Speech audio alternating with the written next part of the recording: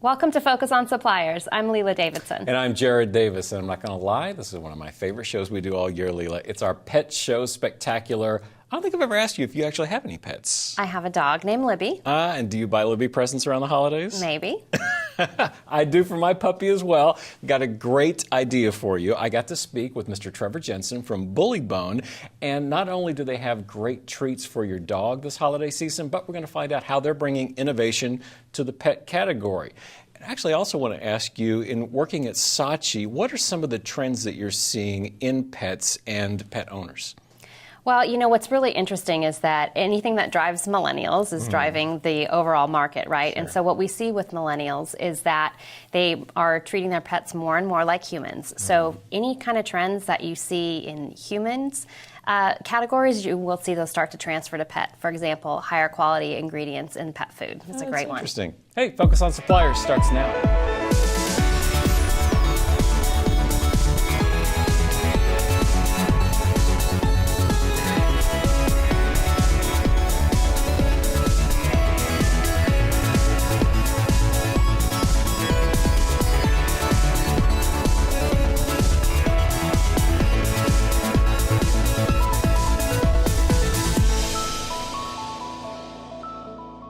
Focus on Suppliers, brought to you by 8th and Walton, where suppliers learn fast and grow, and sponsored in part by Saatchi and Saatchi X, Case Stack, and other outstanding companies.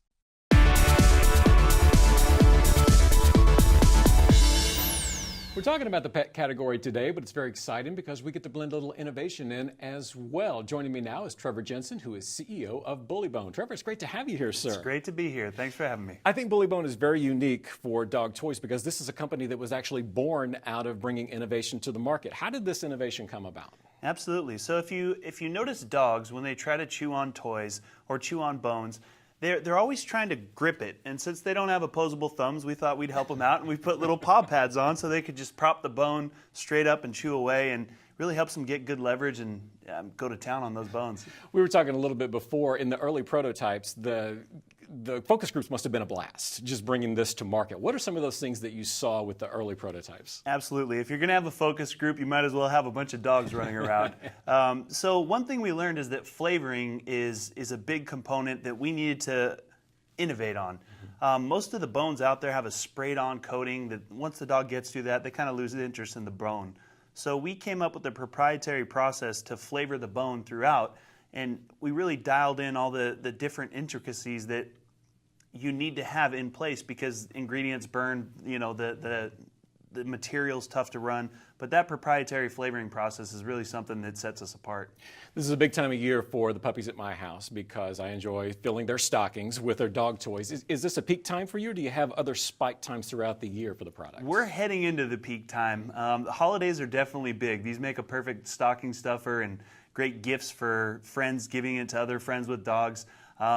There are little fluctuations, but the holiday season is definitely a big one. And you've got a fantastic relationship right now with Walmart. And so for any supplier who's watching, potential supplier, that would think about bringing a product to Walmart and saying, hey, listen, I know you've got this in your store, but we've really taken this product to the next level. What advice do you have for starting that kind of a conversation? We just actually left the Walmart buyer meeting 10 minutes ago, so we were just there. Right. And something we're seeing is that it's really important to focus on the story of the company. You know, show why your brand is special, show the whole backstory behind it, and kind of get people engaged with the brand. As the market's becoming more and more noisy, I think that's really something that stands apart and something Walmart's focusing on. And from Bullibone, what's your favorite product that we can see on the shelves in the next few months?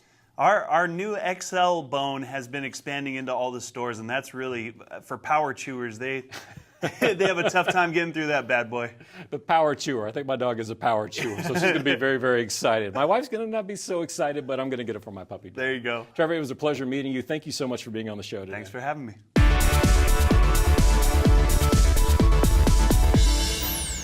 We're talking about many different aspects of the pet category today, and joining me now is Ms. Amy Cohen from American Wood Fibers. Amy, so great to have you on the show. Thank you for having me, Jared. I want to ask you about AWF because I know you've been in business for over 50 years now. So for people not familiar, what are some of the things we can find in the AWF line? AWF makes a lot of small and large animal bedding. We do everything from small animals like rabbits and gerbils to horses and cattle. A lot of pet bedding.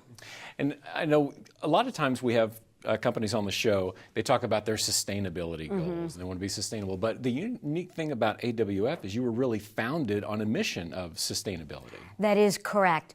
One of the things that our mission statement is about is we want total waste utilization. And what that means is we'll take a product, a pre-consumed item that was probably going to a landfill, and we'll buy that material and we'll make products out of it. Excellent example of that is our paper bedding. I was on AWF's website, reading a little bit about the company. You do bedding for every pet from hamsters to horses, the whole gambit. My question is, and I think suppliers would be interested to know, how do you stay in contact with that specific customer to really meet their demands in such a specific business? A lot of planning is involved in that process. We meet with our customers annually to make an annual plan. One of the things that we look at is we try to look at a lot of data. And Walmart's retail link is full of data about our products, so we can look at everything from how a store did to a region did, and we can build our plans up from basically the store level up. This time of year, especially, I know suppliers are glued to that data, looking in retail link around holiday time. The interesting thing about the wood fibers, do you have a certain seasonality to your business? Actually, we do. Big season is the winter. If you look at two of our products, cedar, you can actually correlate the temperature. Once the temperature falls below 50 degrees in the southeast, you're going to see cedar sales explode. And also, we make wood pellets. Like when gas was going up to $4 to $5 a gallon, people started buying wood stoves. So we make wood pellets for those stoves, and that product in the last couple of weeks has exploded. And again, we look at tracking prior year sales, and sometimes we have to go back 3 and 4 years, because if you look at last year's winter, it was pretty mild. Actually, the last 2 winters have been mild. So we're actually looking back 2014 and 15 to really get accurate numbers as to what might happen and to what we need to be prepared that for our customers to order. And as you look forward to 2018, anything from AWF that you're excited about following? One of the things that we're excited about is we're really looking to get innovative with a lot of new wood products. If you look at the market, one of the big categories that's growing is livestock, meaning a lot of people are starting to have backyard chickens in their yards, so we're looking to hopefully expand our products into that market. Amy, great to have you on the show. Thank you so much. Don't miss our new fun podcast, the 8th and Walton Conference Call.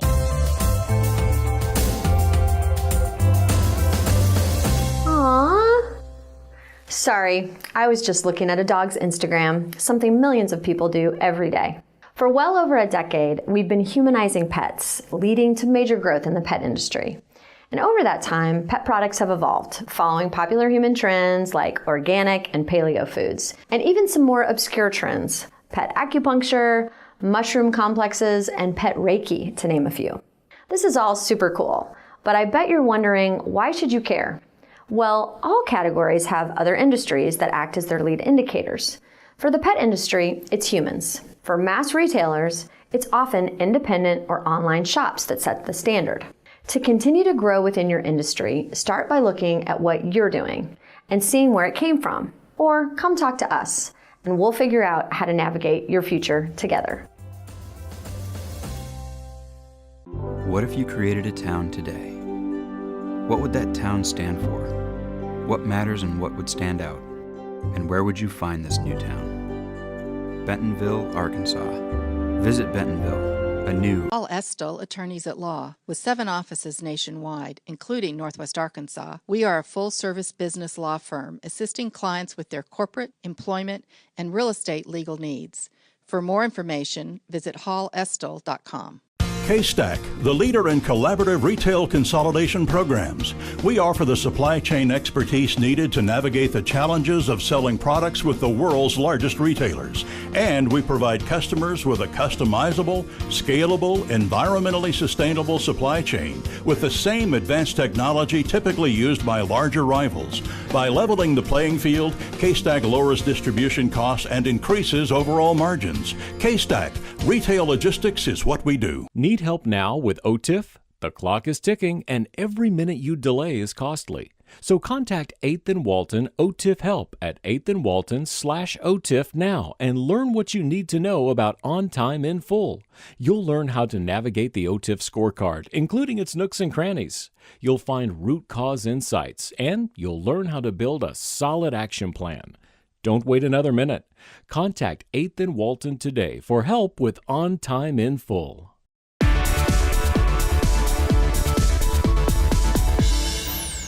As you're out shopping over the next few weeks, you're going to see a lot of innovation in the stores, particularly in the pet category, not necessarily just new products, but innovation on products all over the shelf. Here to tell us a little bit more about that is Charles Hatfield with Hatfield Pet Specialties. Charles, it's great to have you in studio today. Thank you. It's very good to be here. I'm interested to know a little about your background and what led to the innovation of these dog collars and leashes. Okay. I was a practicing veterinarian here in Bentonville for 35 years.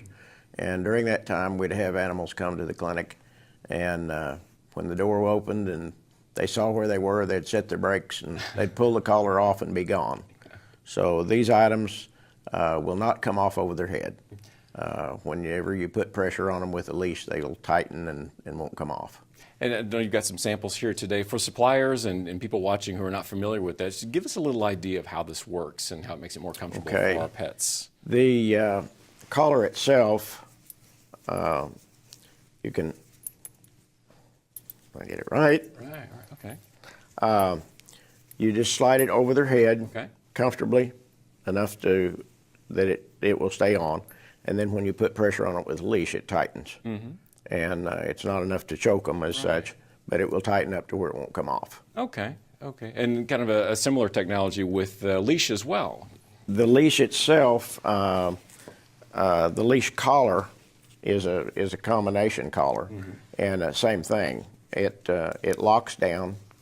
You slide it over their head, and it'll fit from a cat to a St. Bernard. Oh, nice. And then you just lock it down, and it stays on. It's not meant to be left on them all the time. It's just for walking your dog or a hunting dog.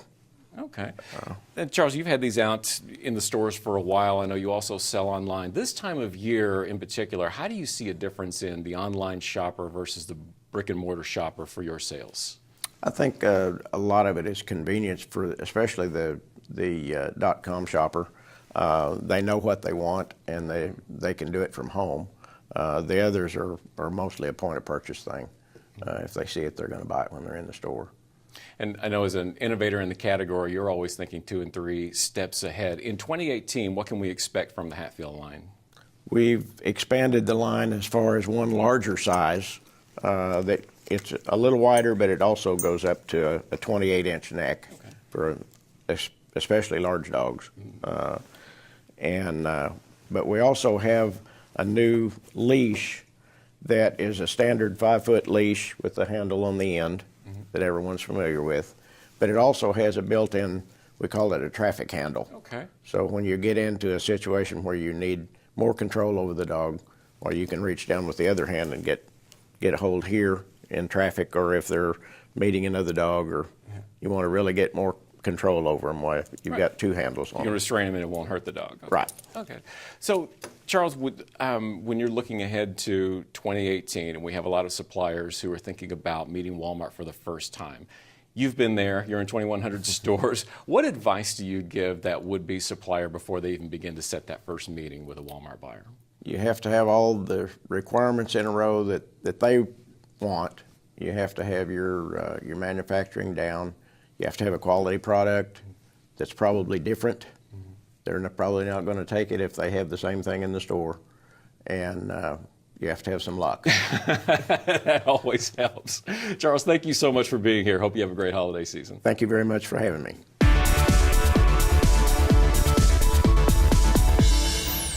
We've got 2018 just around the corner. I know you're planning your business, and we're here at 8th and Walton. We are helping you with your business by offering you new classes to make it a fantastic year. Nobody knows more about these brand new classes than our next guest. Always great to have him here in the Fun House, Mr. Chris Koerner. Welcome back, my friend. Thank you very much, Jared. I want to know about this new suite of classes you've been working so hard on. How are we helping out our suppliers in 2018? Well, we are excited. We're updating the current classes we have, all of them, and we will be coming out with 5 new classes in the new year. And one of the suites of classes will be our Retail Link Analytics. And I'm excited about it because it just continues the vision of what we are here for at 8th and Walton. We're here to help suppliers be better at what they do. And this Retail Analytics class will be a great add-on to Retail Link training, and will help people tell their stories about their products to Walmart. And you were a big contributor to these classes. I know you've got a rich background as far as analytics goes. Spent a lot of time with Energizer in a category role, in a sales role, and also with Newell Rubbermaid in a senior category role. And when I came to 8th and Walton, we started by developing an analytics class for the University of Arkansas MBA cohort. So we've run much of this through them as well, and it got very good feedback from that cohort.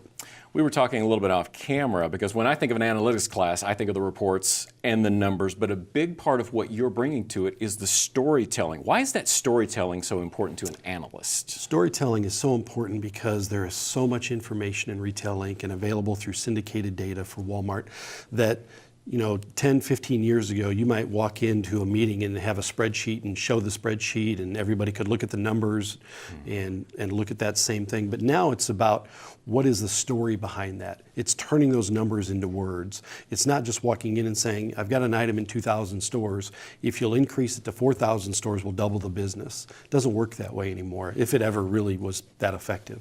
Now it's about building that story to say, here are the stores we're successful in. And we can tell that through the analytics, through the demographics research, through the store of the community research. We build that shopper profile, and suddenly we've got a story as to why these 500 stores would be great to add this new item in. And I'm going to brag on you a little bit since you're here and you're in the big fun house. Not only have you contributed to developing these great classes for our suppliers, but you are on our advisory team as well.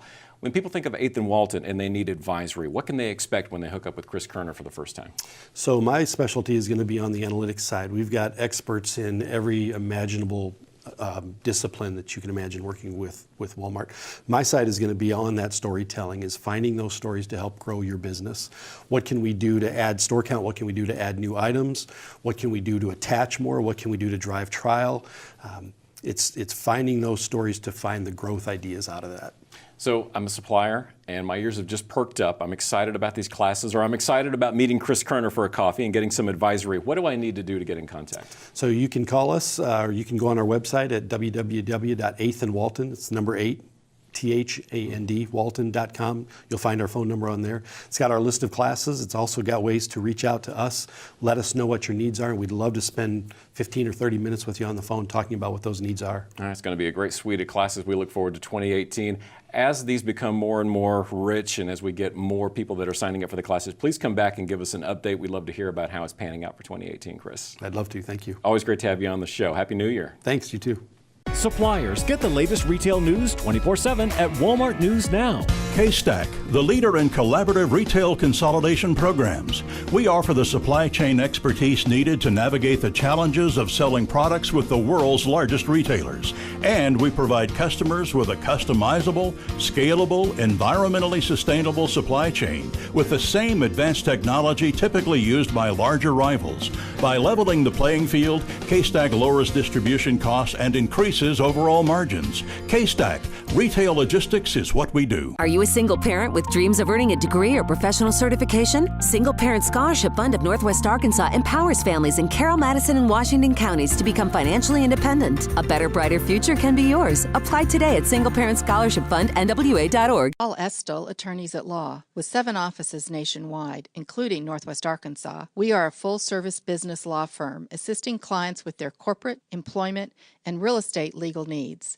For more information, visit hallestel.com. Need help now with OTIF? The clock is ticking and every minute you delay is costly. So contact 8th and Walton OTIF Help at 8th and Walton/OTIF now and learn what you need to know about On Time in Full. You'll learn how to navigate the OTIF scorecard, including its nooks and crannies. You'll find root cause insights, and you'll learn how to build a solid action plan. Don't wait another minute. Contact 8th and Walton today for help with On Time in Full.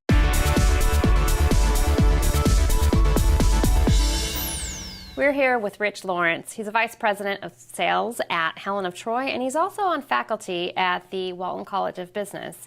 And he's going to teach us a little bit today about leadership and what it takes to be a great manager, right? Yes. Thanks for being here. Thank you for having me. So tell us first, let's start off with the don'ts, okay? What kind of mistakes do you see or do you hear about managers making that when they're early in their careers? So it's interesting when a new manager is anointed, so to speak, their boss is the one that announces it, and the team that they work with is going to determine if they're a leader. So usually the first mistake they make is to think that they have to have all the answers. They don't. They need to be able to ask the right questions or have the network of people to get the questions to motivate the team. The second is, and this is pervasive with everybody, is to be a good listener. Most people are good at practicing to talk, not actually listening. And so they have to take perspective. In business, we get paid for perspective. So to the extent that they can do that, that's usually not a core skill that new managers have. And then the third is leadership itself. Most new managers are scripted out of leadership, what they experienced in college. They were in a group project and you ask them, how did a leader emerge? And it's usually the first person that speaks. Horrible way to select a leader, right? So they get indoctrinated into leadership with seizing power, not actual leadership. So there has to be a reason for the people to follow them. And how do they motivate? The effective way is through trust, not just issuing edicts to say, here's what we're going to go do. So those would be the three that I say the key issues that I see a recurring pattern in new managers, the mistakes they make out of the chute. So how do you help someone learn how to be a better listener, and how do you coach to that? So to be a better listener is you have 2 ears and 1 mouth, right? So if you just parse the amount of time that you spend, listening should be twice as much as speaking. And in a good interviewer only speaks 5 to 10% of the time. And the same dynamic should be in management. I want to elicit what's you're thinking, the people that I work with, so that I can actually guide them. And motivation plays a piece of that. I always ask new managers, how do you motivate? Lou Holtz has a saying, he says, I don't. I get rid of the ones who aren't. That's a little tough. But motivation really comes out of trust. So the people that you work with have to know that you have their back. And that they're worthy, that you have their back. So trust is the foundation.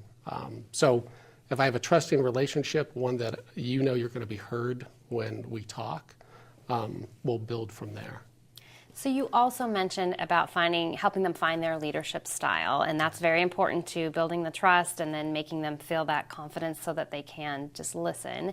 How do you help people find their personal style? Yeah, it's a long series, right? Jeff Immel says that leadership's a journey into your own soul. And so it's a lot of discussions. I usually ask them, what's your definition of leadership? And usually that stumps people. A good definition to me is ideas, relationships, and a sense of adventure. I have to have really good ideas that I can execute. There's a saying, and I don't know who gets credited with it, it's not mine, but imagination without execution is a hallucination, right? And so if I don't have ideas that I can execute, they're of no value to the company. So I have to scale that. Relationships in that who I can persuade, and that's up and down in the organization, side to side. I have to be the person that can create good, meaningful relationships. And then to be able to create a sense of adventure, there has to be a reason people want to follow you.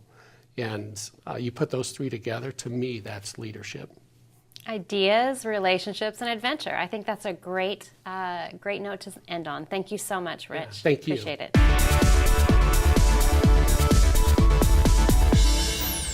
Hi, and welcome to the Heart of Business in Northwest Arkansas. I'm your host, Don Harris. Question for you. Do any of you have teenagers at home? Well, then no one needs to tell you that that can be a challenging time for this transitional period of their life, even in the best of circumstances. And today we got some friends from the Teen Action and Support Center. We've got Madi, Hutson, who's the Executive Director, and we've got Jill Turner, who's the Senior Vice President over Health and Wellness at Sam's Club. Thank you both for being here. Thanks for having us. So what is going on with this teen population in Benton and Washington County right now? Well, sometimes if you look in the news, it might seem that they are only doing negative things, but that's not true. They are an amazing generation they're really changing their lives. And so while we do see a lot of teens that are maybe homeless, we see a lot of teen parents. Arkansas is number one now for teen birth rate. But we also see teens who are serving hundreds of hours of service in the community, who are starting businesses, their own 501c3s even. So we've got some amazing teens in our community. That's just awesome because they can be doing no telling what. Yeah. What are some of your most important programs? Sure. So we have our Teen Thrive program that serves homeless teens and any teen struggling with physical resources. But the majority of those teens come from housing insecurity. The second area is First Steps. That is our teen parents. So any teen parent, boys or girls, come through that program and we help them focus on their education. And the goal is to graduate high school and have a successful career to be able to provide for the baby. And then we have our in-service program, that's community service learning. So teens come through that because they're going to a camp or in a class that they need service hours for, or they're coming through the juvenile justice system. Mm-hmm. So we put them all in together and they serve in the community together, not knowing which one is which, and it ends up being a really positive experience for them. And then lastly, our Restore program. That's our mental health program, and we provide counseling to families that wouldn't otherwise be able to receive it. Wow. Now, Jill, we just love seeing leadership in both the supplier community and with Walmart and Sam's get involved with 501c3s in the area. What drew you to this particular charity? Well, Steve and I are both involved, and we have a teenager at home. We've raised two, and we still have one at home. And knowing the struggles that they're going through, I mean, even a child who has massive support and a community surrounding them and family and friends that help raise them, the right way, it's still a struggle. Social media is an unbelievable impact on them. So when we heard about the task group and what they were doing to help teenagers in this community, we just couldn't help but get involved. And that includes leading this effort for the fundraiser that's going on, right? Steve and I are going to be the honorary chairs for an event we have February the 2nd, 6:30 to 10. It's a casino night, so it's going to be a lot of fun, and we're super excited about helping with the organization. Sensational. Well, in talking to you, you've been around 13 years. There are a lot of kids, a growing community. We certainly appreciate the work you're doing with these teens. It's well needed in the community, and if you can support the event, that would just be wonderful. We thank you for watching, and we'll see you next time on The Heart of Business in Northwest Arkansas. Connect with us online. Follow 8th and Walton on Facebook. Need help now with OTIF? The clock is ticking, and every minute you delay is costly. So contact 8th and Walton OTIF Help at 8th and Walton/OTIF now and learn what you need to know about On Time in Full. You'll learn how to navigate the OTIF scorecard, including its nooks and crannies. You'll find root cause insights, and you'll learn how to build a solid action plan. Don't wait another minute. Contact 8th and Walton today for help with On Time in Full. Our guests enjoy staying at the 21C Museum Hotel and hosting dinner, meetings, and product launches there. Okay, so not only do we get some great ideas to buy our pets for the holiday season, but we got some excellent insight on leadership. I was kind of thinking about that. With all the innovation in pets, you really don't get innovation in any category without the right leadership. And even Rich Lawrence kind of plugged that as well. Yeah, absolutely. He was a great interview. I know you got to talk to him for the podcast. I did. Don't forget the 8th and Walton Conference Call podcast. We had a lot of fun on that as well. Yeah, he's just a really interesting guy. I mean, he's been teaching and living these leadership principles for so long and coaching others. And I thought his perspective on the context of leadership was really interesting, where you've really got to get that right alignment between the type of leader and the situation that they're going to be leading in. And one of the things that I covered with him on the podcast is how many times do you go to LinkedIn and you find countless memes about here's a manager, here's a leader, and the back and forth. Well, he gave us some really practical insight on how to grow leaders within your organization. Yeah, critical skill.